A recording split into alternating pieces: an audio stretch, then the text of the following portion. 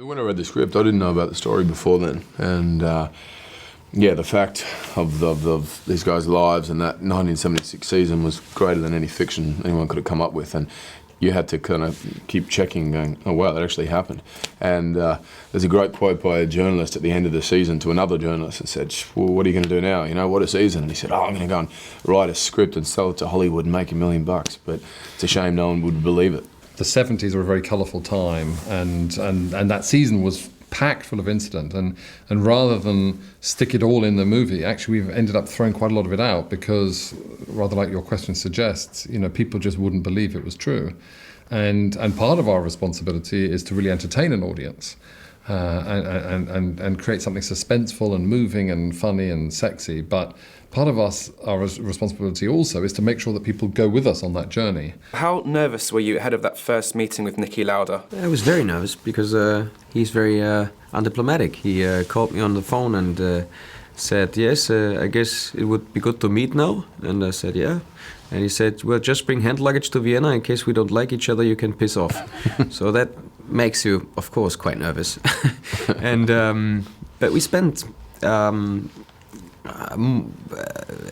lot of days together, and then he even took me to Brazil to the Grand Prix to meet drivers like Sebastian Vettel and Nico Rosberg. He introduced me to former drivers of his generation, like Jackie Stewart and Nelson Piquet, and that was a crucial moment in preparation. It was fantastic. He came to Vienna to meet me the first time, and I asked him, how difficult is it to play me? And he said, it is a huge problem because you are alive. People know you from television, people know how you talk, you're a known quantity for the public today. And therefore I have to do a big job. He went to an Austrian language teacher in Vienna. And when I saw him in the movie the first time, I couldn't believe it, how well he speaks my English, he speaks my Austrian language. For a German guy, it's not so easy.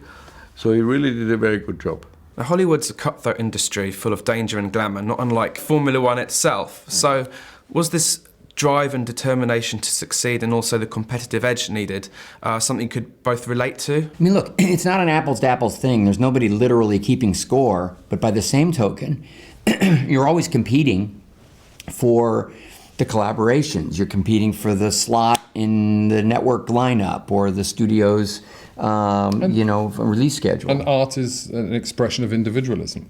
And that's what these drivers were, you know, absolutely fearless individuals. I mean, something I really respect about Niki Lauda and James Hunt is they did it their own way.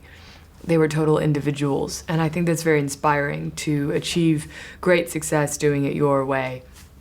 And believing in themselves and having very high standards for themselves. So in that way, I think that's how Hollywood should be, isn't always. The possibility of physical danger, injury, death, you know, that's significant, but equally significant is the possibility of humiliation, public humiliation, the failure to realize and self-actualize and be the thing that you've been promising yourself and others that you could be. That is something that that I certainly relate to and I see around me in my world all the time. If any business was as glamorous as Formula One in the 70s, it would be a fun business to be in because, my God, it seemed like it was just a big, sexy party. And of course with a lot of blood, sweat, and tears behind the scenes. But I really loved inhabiting that world, even for my few scenes in Rush. I just thought it was so much fun.